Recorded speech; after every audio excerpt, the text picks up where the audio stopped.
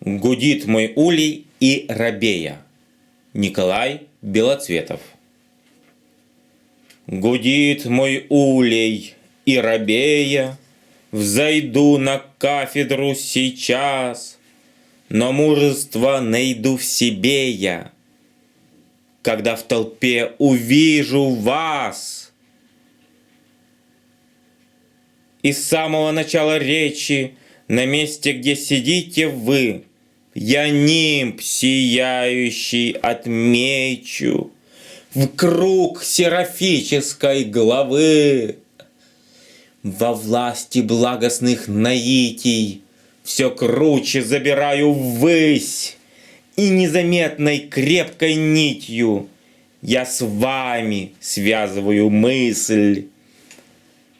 Воздушным шелестящим змеем над аудиторией взлетев, простор даю рукам обеим и ветра слушаю напев. То падая, то возлетая, бумажным трепещу хвостом, и даль за мною золотая, и весь я в свете золотом. И обратись к моим высотам. Раскручиваете вы нить и управляете полетом, чтобы меня не уронить.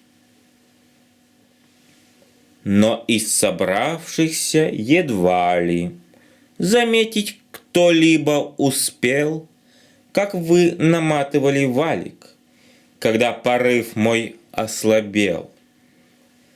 И, властно стянутый на землю, я трепыхнулся и затих.